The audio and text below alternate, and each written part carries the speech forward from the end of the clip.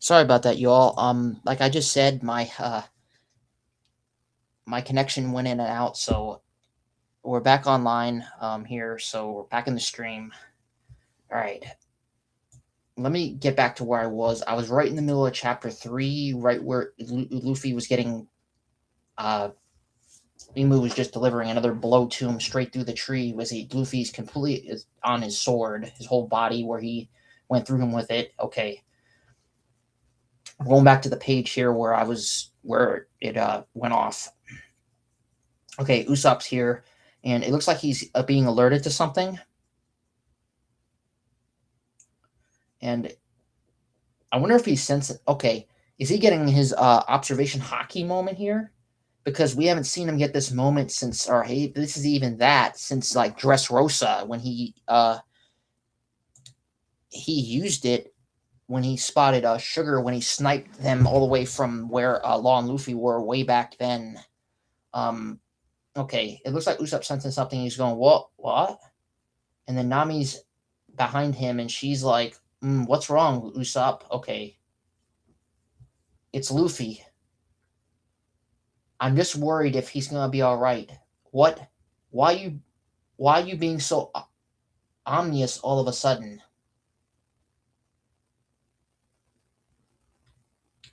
I wonder if this is his. I wonder if this is his observation hockey.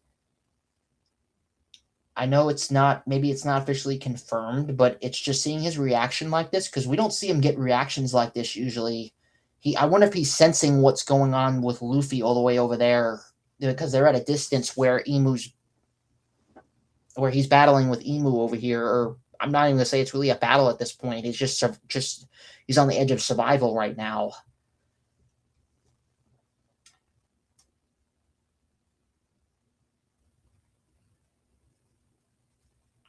Okay, excuse me, Nami's down here in the panel. She's just, of course he'll be fine. I don't think so, Nami. I mean, she doesn't. She doesn't. I don't know. I think Usopp's actually sensing the severity of what's going on over there or how serious this really is. And they can't see it all the way from over here. And then I see Jinbei here. Don't forget his opponent swiftly defeated a large giant Nam. Yeah. Jinbei's actually right. I wonder if he's even picking up on what Usopp's getting at here too and what he's sensing. Okay, and now he's standing behind with his arms folded like this, behind in front of Jinbei and Ragnar the squirrel, and I guess Loki's saying something to him.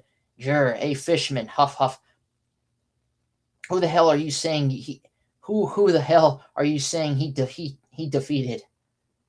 All I can say for sure is that Luffy's hockey suddenly weakened just now. Okay,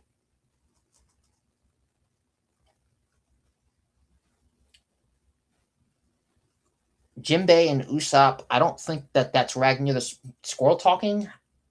Maybe that's got to be Jinbei because the text box is kind of right on top, so it's kind of hard for me to see. But I'm wondering if these two are both realizing, they're both sensing what's going on over there. I'm going to go into the next panel here.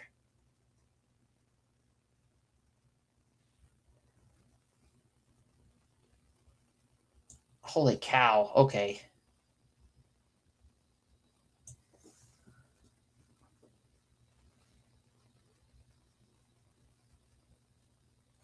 Who is this here? Okay. Oh, shoot. Is this, dang, I can't. Oh, one of the giants is falling here. Okay, is that, okay. That's got to be, I'm guessing this is Loki. He's falling. Okay, Loki's falling and collapsing. Gerd is there, and Chopper is using his guard point to puff himself up. Okay, they must have fallen. He must have collapsed onto the ground then. Hold on.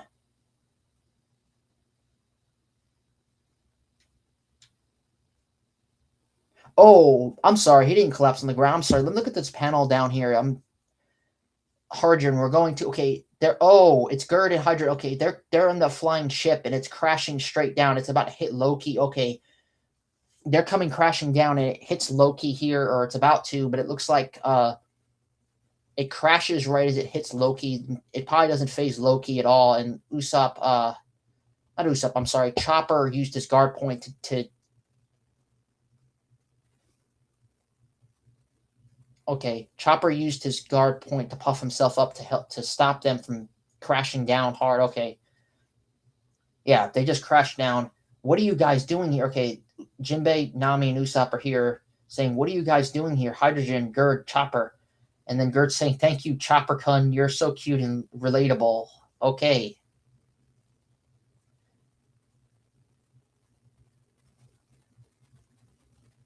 he's like, "That doesn't make me happy for anything, you jerk. I need to hurry, Loki. Let me see those wounds." Okay, now they're tending. Okay, they were trying to come down to tend to Loki. Yeah, because Loki's that injured too. He's completely on his back. Okay, and then there's another panel up here that I'm trying to read. I might have read this the wrong way, but um, I'm sorry. I got a pop up on my screen here. Okay, let me scroll back over here. Okay, as I'm reading the chapter. Okay, there's Frankie and Brooke. Okay, they're with Princess Shiri because she still was frozen, and they were trying to unfreeze her. It looks like she's unfrozen now because I see that I don't see the ice there anymore. That Ragnar froze her in when they were dealing with Emu through Gunko at that in that few chapters back. Wait, or actually more than a few chapters now. There, she's completely thawed out. Princess Shiri. We shouldn't warm her too quickly. Don't worry, I don't have any body heat. What happened back then? Tell me about that time. Is it you, isn't it? Princess Shiri. Squeak, squeak. Don't stay back. Don't get in the way. Squeak, squeak. The squirrel is here. Okay, the squirrel was on freezing her. Brooke, are you good here? If things get scary, then okay. I guess Usopp's just being hesitant. Okay, so it looks like they've gotten her completely thawed out, and she's completely freed from the ice. So yeah, okay, they got her. To be honest, I don't know. I don't know how they're gonna be able to get her completely rescued right now. I mean, she's still. I don't know. She's just kind of to the sidelines right now with everything that's happening. Okay, they're tending Loki's wounds, and then here's Hydrogen with Loki and Gerd. There's blood everywhere. This is bad. You guys will make my injuries worse. Why did you come here for? What did you come here for? Huff huff. Hydrogen. It's a waste for you to make a stand here.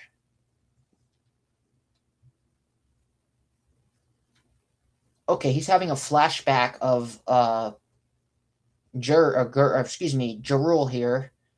Go back up, Loki. But the kids. Even if we rescue the children, it'd be a temporary revive,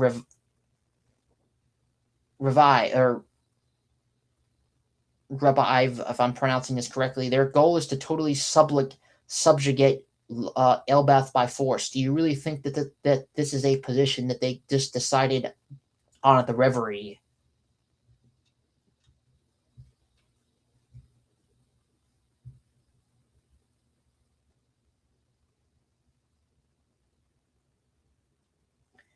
That that can't be the whole story, right? That man is likely at the heart of this.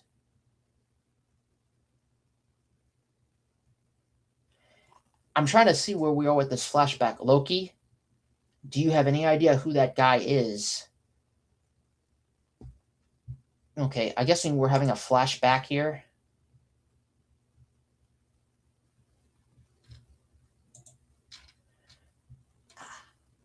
I'm wondering, are they talking about Emu?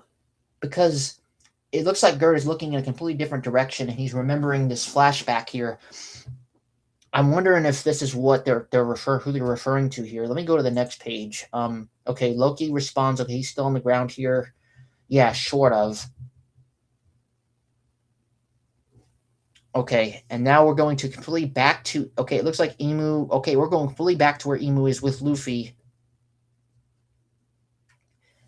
It seems Daiart unable to move. Okay, he's drawing his sword. Okay, he's pulled the sword out of Luffy, and Luffy completely was uh, stabbed straight into the tree. And I guess he's loosened. He's taken his blade off, and Luffy's still laying there on the ground of the tree here. I'm trying to see. It seems Daiart are unable to move.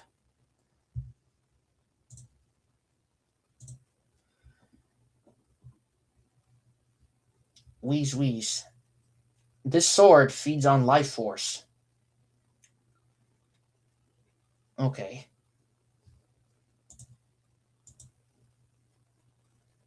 I'm sorry. I'm trying to read this chapter. I got these annoying pop-ups on my screen, so don't mind that.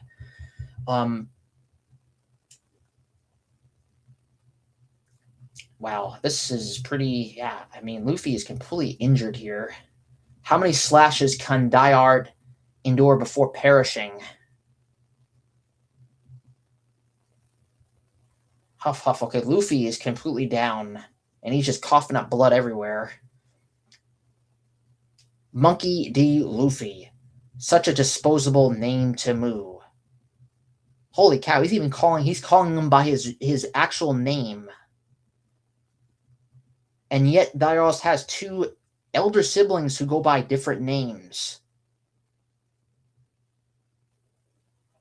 Okay, he's referring to Ace and Sabo?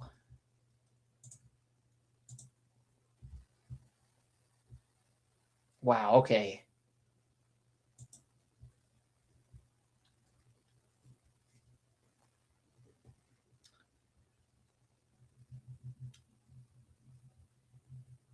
Okay, I'm going into the next page here. A brother slain by the Navy. That's referring to Ace. That's Porcus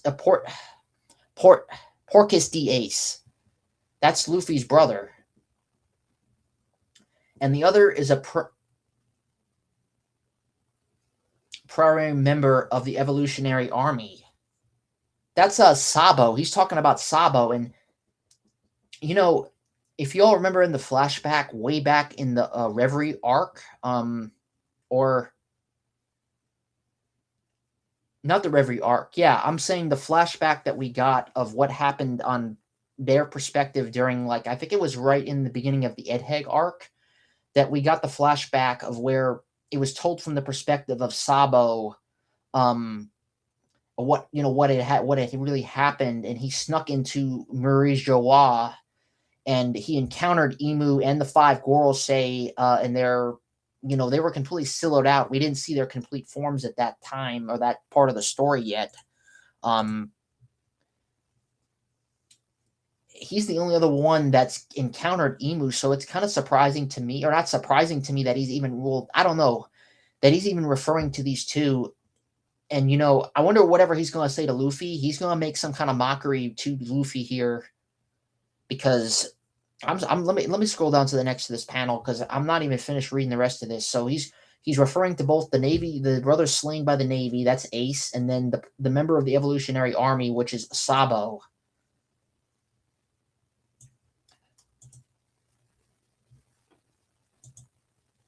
Holy cow.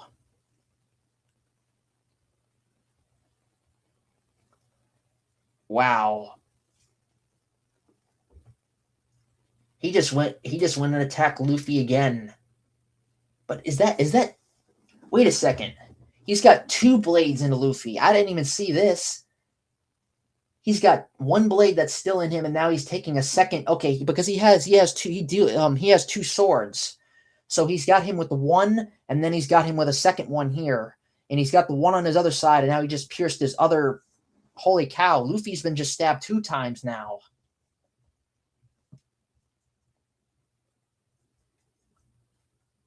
Oh my gosh.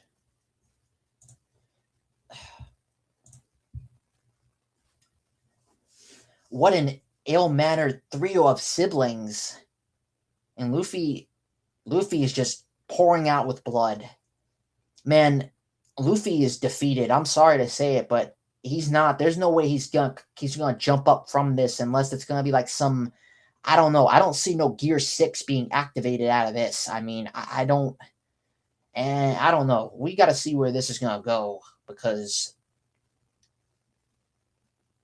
man, Luffy is completely down. I mean, this is probably the worst attack I think we've ever seen Luffy be attacked this into the series. I mean, this is not good. And Emu's just making a complete, I guess, yeah, he's mocking the brothers, his other two brothers, straight in front of him as he's doing this to him. What an ill-mannered trio of siblings. Okay, and now we're scrolling over here, and then they're saying he must be the one that we spoke of. Okay, I wonder if this is going back over to where they're at, where Hydrogen and them, where he was talking with Loki. Okay, let me go to the next page.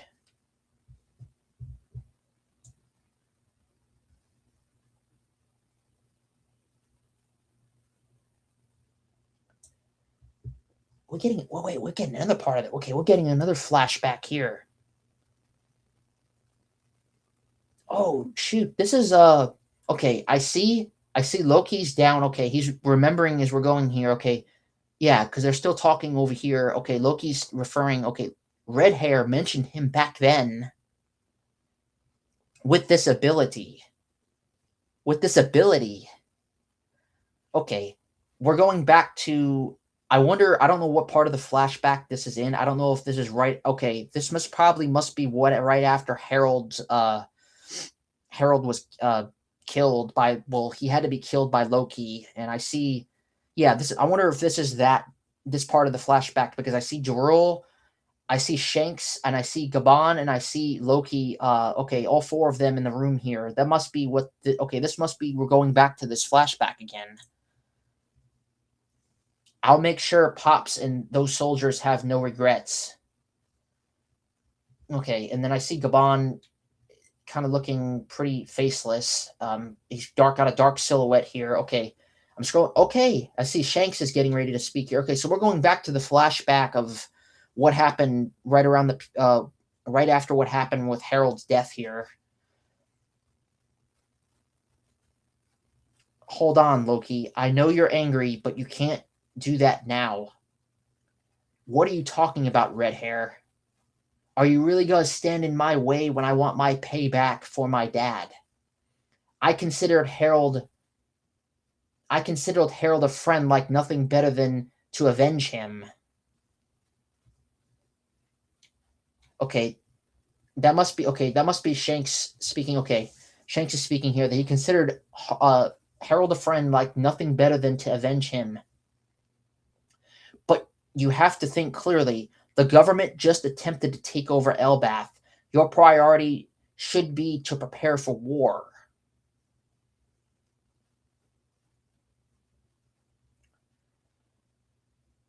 Is this going to go into the, okay, are we going to get a flashback? Is this flashback going to lead into what happened between Loki and Shanks? Because we know that in the beginning of this arc, when we very first got introduced to Loki, we had found out that Red Hair had tied him in some years prior to when he was locked down. And I wonder if perhaps this is the reason why, is because they didn't want Loki to go unhinged, because Loki's out for a vengeance because of what just happened to his dad here, which it's completely justifiable for what happened. I mean, from this part of storytelling and us finding out the truth of what really happened, with the truth behind Harold and Loki here. Loki wasn't some bad villain that they made him out to be. Let me go to the next page. Okay, we're gonna go to the next page and see what this, because okay, we're getting more into this here.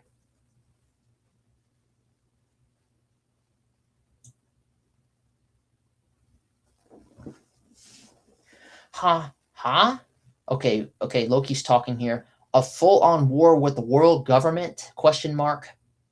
He's asking, and we're speaking with Shanks. That's not what I have in mind. This is personal. Dad and those men have regrets I need to lay to rest. I'm talking about revenge on the ones responsible. And Shanks is responding back to him, and just who is that? Who's your target? And then Loki responds back to him with, All those world government bastards. And then I see Shanks here saying, the one who tried to use Harold is the king of the world? Okay. Hold it, hold it, hold it. So Shanks knows who this is, which it's not, I'm not shocked in that part, but I mean, it's completely understandable because we know that Shanks in this original flashback, or the flashback and the flashback of finding out in this arc, that he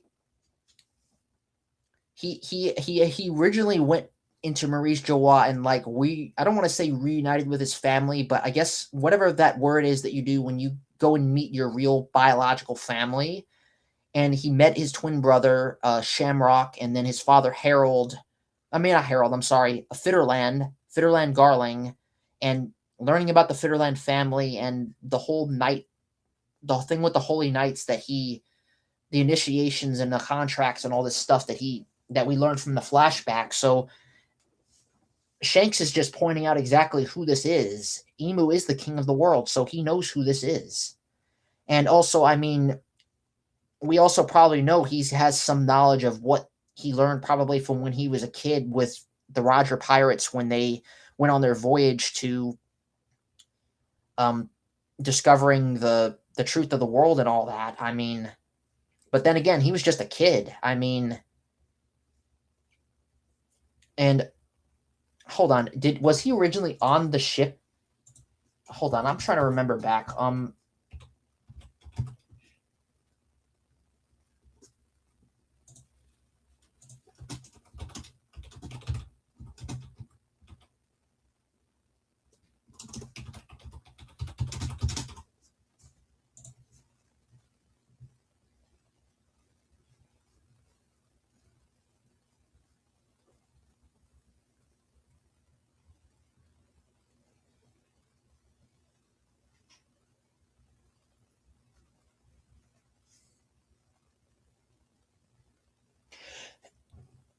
You know, I'm remembering back. He was not on the original voyage when he was a child, because I'm remembering back and I'm re-looking it up here that Shanks was not on the original. He was not on the original crew. He was with Buggy. They were both kids, so they didn't take them on the original voyage to Laugh-Tale. That would have been Gabon and Rayleigh and all them that was there. So Gabon knows the truth, and then you know, I think Shanks is probably knowing this insider knowledge probably from when he originally met his family and that flashback of when we found out about his connection with, you know, him having a twin brother and all, you know, the God Valley and all of that, and finding all this out here. So the one who tried to use Harold as the king of the world. Okay, let me scroll down. I'm going to continue reading more to this. What are you saying, Shanks? The world government has no sole ruler. It would contradict everything they stand for. Okay, Jarul doesn't, okay, he doesn't know anything about this. Okay, and this is back then. Jarul doesn't have, okay, Jarul is in a different, way different, he doesn't know about any of this stuff. Okay. Hey, Shanks, it's okay if you don't believe me. Haha. If there is a secret king, I can just take his head and be done with it. Okay, Loki's just being, he's just set on vengeance, okay? He's not even thinking very clearly as Shanks is. Shanks is being kind of, he's thinking logical here. Even if you'd make it to the Holy Land, the king's power is immensenable. And that's if you can make it there. If you can make it there. There is someone who managed it once.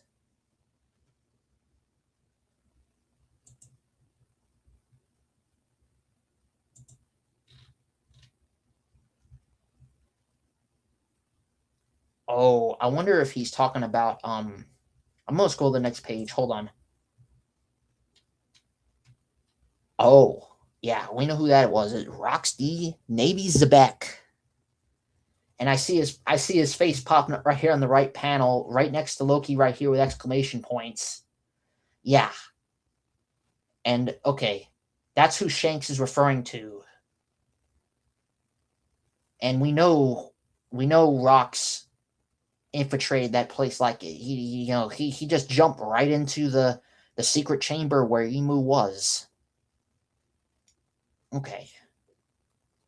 Shanks is stating here, we don't need to rush into this fight just yet.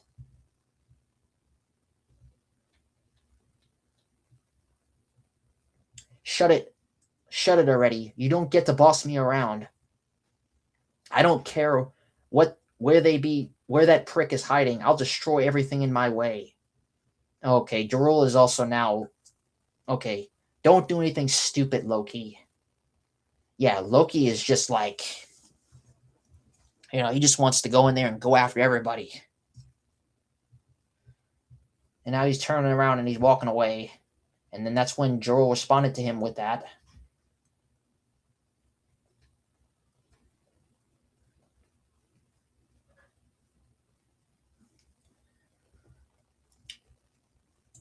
I want to scroll back here before because...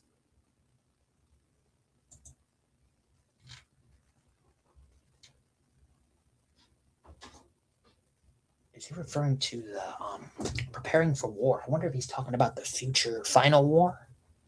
Because I'm scrolling back in the panel here and reading all this.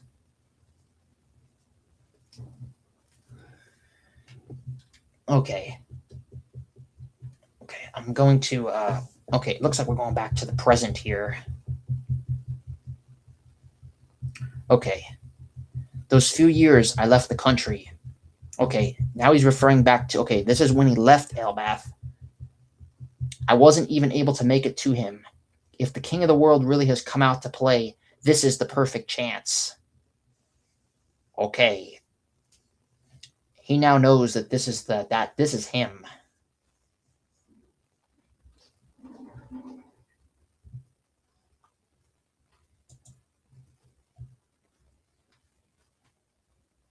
Okay. Loki's still down. Okay, he's talking with Hydrogen here and Gert's treating his injuries. You're so simple-minded. Say what? But I have no objections in this case. I'm going to take him down, our father's enemy. Oh, shit. So Hydrogen's going to... I wonder if he's going to try and jump in there and he's going to... Because Loki's completely down, he's going to try and jump up there. I mean, I don't know. I mean, I guess he could provide a distraction, but there's no way he can even fight this guy. I mean, Loki was really only one because of his power that he has, was really able to contend with this guy, even though he got pushed back and injured. I mean, nobody can really fight Emu at this time. I mean, he's not going to be defeated this arc. I mean, this is just to defend Elbath and to send him back to Marie's Joa, just like they did the 5 Goros say back in Egghead, kind of like, because it's not the final battle yet. Okay, we're going back over to where they're at here with between Jinbei, Nami Usopp, I'm sorry, Ragnar the Squirrel, and then Chopper. This is an unreal conversation. If the world has a king, then what role do the 5 elders serve? Okay, so they're talking about the world. Okay, they're talking about the world government here. I just told you not to get in the way. Cheap. He says he froze her because she's dangerous. Okay.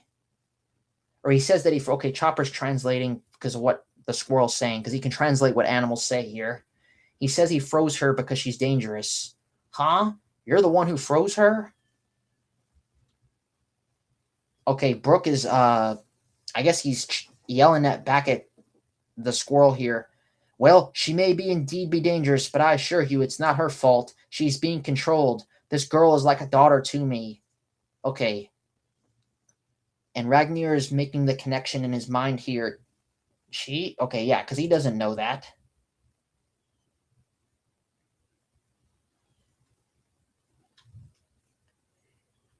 Okay, and now we're going back. Okay, I'm turning the page. Okay. Oh, there's Saw. Okay, howdy. Saw. Okay, okay. He's popping up out of nowhere here. And now here comes Robin doing her thing here. She just popped up out of nowhere too. Robin, sounds like there's a lot of interesting things going on here. Chopper, I want you to come to the library right away.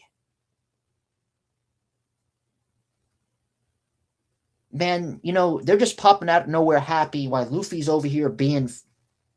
I don't even know if they even realize what's going on with Luffy over here and how dangerous this is. He's completely down, other than Usopp and Jinbei probably are sensing what's going on over here. Next. Okay, we're going back to Emu and Luffy again. Next. Oh, shoot. He's bringing out a freaking axe. Next is. Oh, my. Apologies, but this is the next blade that Daiart must suffer. And Luffy's got 2 swords in him. Oh, my gosh. How unfortunate. The third one is up. What in the world name blade is this? He's got a freaking axe. Man, Emu's got a whole. He's got a whole assortment of weapons. He's got like a swinging blade. He's got 2 swords. He's got an axe. I mean, how much arsenal weapons does this guy have? I mean, holy cow.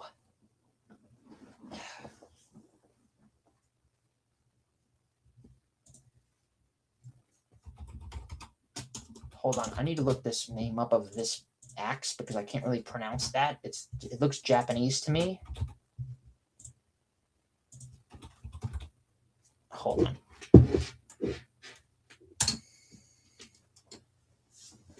I'll plug this in here.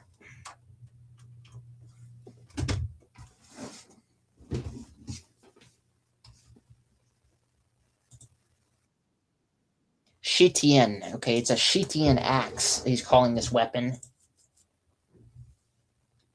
And he's just drawing it down. He's gonna hit Luffy with this. If Luffy gets hit by this, there's no way.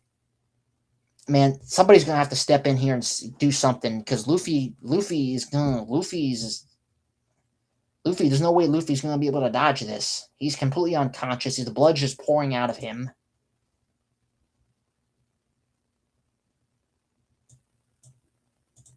Okay. And before I scroll to the next panel,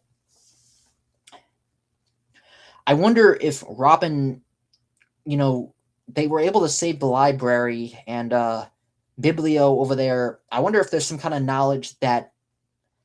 I wonder if there's something that Robin discovered in those books and they want to show Chopper something. I don't know what it could be. Maybe something about his fruit, I'm thinking. Or some kind of medical knowledge. I don't know. Robin must have saw something in those books that he wants to call. They were calling Chopper. That he wants to call Chopper to the library right away.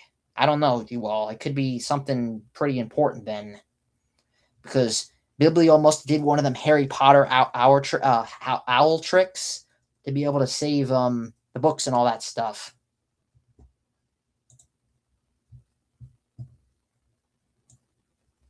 Okay.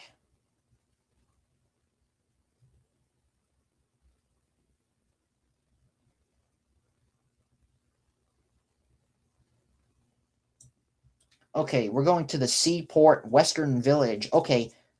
This is where this is where Summers and I don't know if that's this is the exact area where Zoro and Summers or Zoro is went to confront Summers, and then Sanji's off wherever he is battling with Killingham. Okay, I'm just going down the panel. Oh, yep, I see Zoro. They're fighting. Oh, we're getting into this battle now. And like I said before, he's going to have to infuse his Conquerors with armament hockey to be able to do any kind of damage to Summers here. I mean, he's probably going to have to take that lesson and remember what Gabon told him, because Gabon was the only character that was able to even do any damage to this guy. I mean, he just completely, remember, he came in there and freaking used his battle axes and cut him in half. And he did recover, but he did some significant, it did damage him. But he did regenerate, but he damaged him. And he felt it. Okay, Zoro's going in. King of Hell, 3-sword Dragon 103 Mercies. Man, Zoro's going in, and freaking Summers is like, huh. Summers is laughing maniacally. Ha ha ha. And he's freaking, okay, he's bringing out his sword. And Zoro's like, Dragon Domination. Graham. Okay, I'm going to scroll over to the panel here.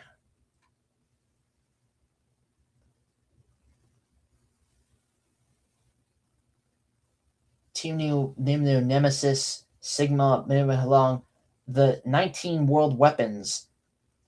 They were all laid to rest there. Huh?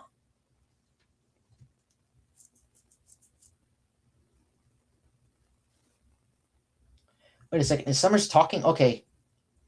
Summers must have just pushed Zoro back. No. I'm sorry.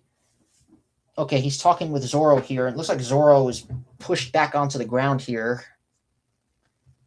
Okay, Summers is talking here. But guess what? When the Great One revived us with Omen, he granted us access to them. I'm not lying. Their power is a legend that lives on through the great houses. Get it, Roanoa Zoro? This is the power that reigns over the world. 800 years ago, the 19 kings who forged our world made a vow of equality. They placed their swords all upon the empty throne to mark that oath. Oh, this is the swords that surround the throne and what those swords represent. I mean, we knew that they represented the 19 kingdoms, but he's making a reference directly to those swords that sit around the great throne that are hidden in that chamber, the throne room of Maurice Joie, where the Gorosei have gathered. And this is where Sabo encountered Imu and all that back, way back in that part of the story. Okay, and Zoro's freaking clashing with him. Holy cow. Okay, I'm going to the next page. Holy cow. So he has one of the ancient weapons, swords, that's from the throne. This is the weapon of the House of Shepherd, which, yeah, that's his. Okay. I wonder if that's actually his family. Okay. This is their legendary blade. The hum.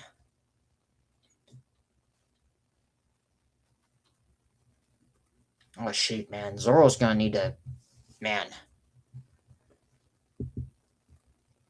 You know, I think some might have underestimated Summers. I'm just being honest. The only two characters that really did any damage to him was Luffy in Gear 5 and Gaban. And Summers deserved that punch, don't get me wrong. Man, I think some might have underestimated him because of his maniacal, ecstatical character. And, you know, he looks kind of goofy, but he actually is really, I don't know, man. He's got a blade, and that thing is smoking with Omen, and I wonder if that's Armin hockeyed up, too. Meet the weapon of the House of... Hold on, let me look this name up. This is probably I wonder if this is the name of Killingham's family. I could be incorrect on that, and I'll take correction if I am.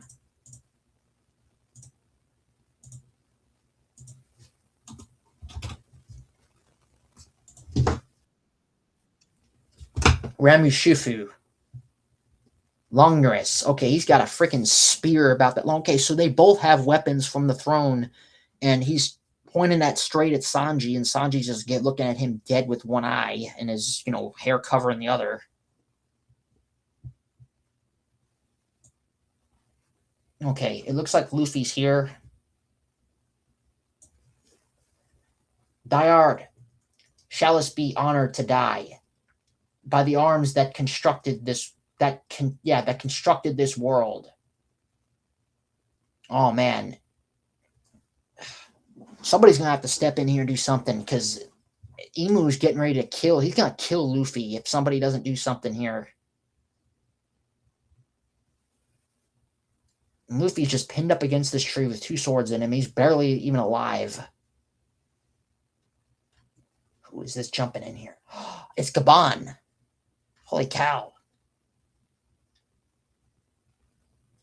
He just blocked that whole freaking axe with his double axes here. The left wing of the Pirate King has arrived. So, Gabon jumped in here. Okay, so it wasn't going to be nobody else. It was Gabon. Gabon coming in to save the day. So it wasn't no Shanks. Wasn't no, no offense to them, wasn't no Shanks, because Shanks is not even here that we know of. He's off whenever he's went with the red-haired pirates since the beginning of this arc, because he went out to claim the One Piece and moving around wherever they're at. And then Dragon's probably still looking east. And, you know, I wonder if Hydrogen's probably going to try and jump in here and help Gabon. And I don't know, maybe possibly Usopp too, because I have said that. There could be a possibility that somebody else could still jump in here. I mean, I don't know, you all. I mean, this is getting pretty serious. And I don't know how much Gabon's going to be able to hold Emu back here. I mean, he's able to stand against his attack here. He's completely blocked that blade from swinging at Luffy, who's pinned against the tree. Okay, and that's the end of... Okay, this is the end of the chapter. And there's a break this week, because the week that I'm doing this reaction, you all, the chapter's already been out, so there's not going to be one this week that the date of when I'm doing this reaction to the chapter. Okay, that's the end of One Piece chapter 188. And there's a break this week, which is referring to next week when the chapter was released a few days back. The left wing of the Pirate King has arrived. Wow. Okay, well, I mean, this is getting quite exciting.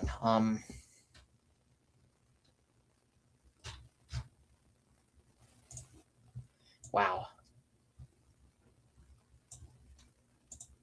I'm changing the background. Whoops.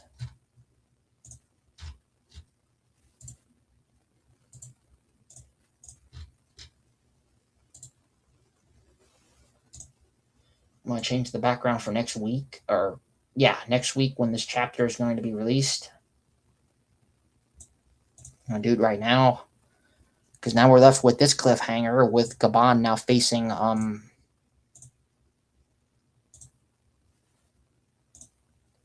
off against Emu.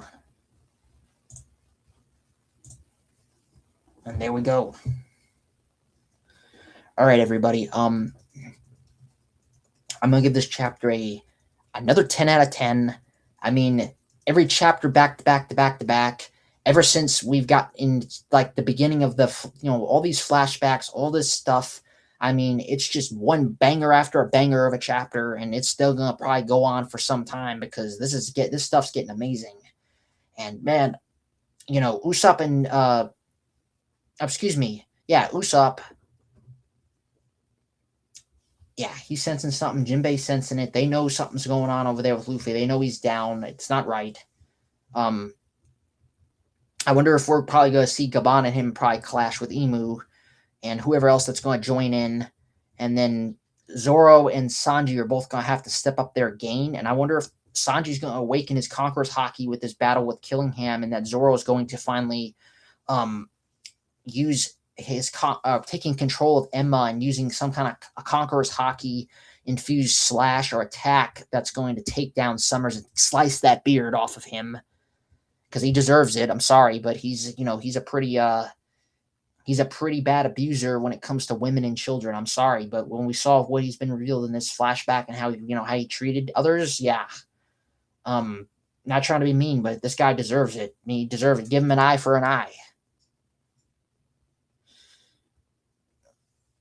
But anyhow, you all, this is where I'm going to leave it off here. Great chapter. Remember John 3:16, for God so loved the world that he gave his only begotten Son, that whoever should believe him should not perish but have everlasting life. And that salvation is always a free gift if you choose to accept it and believe it to a day. That's Ephesians chapter 2, verses 8 and 9, 1 Corinthians chapter 15, verses 1 and 4. If you believe in the death, burial, and resurrection of Jesus Christ truly in your heart, you shall be saved. So I'm going to leave it with that. You all have a great rest of your week and your day whenever you're watching this reaction, and you take care. And I'll see you all in the next chapter when it releases next week. Adios, sayonara, and bye-bye.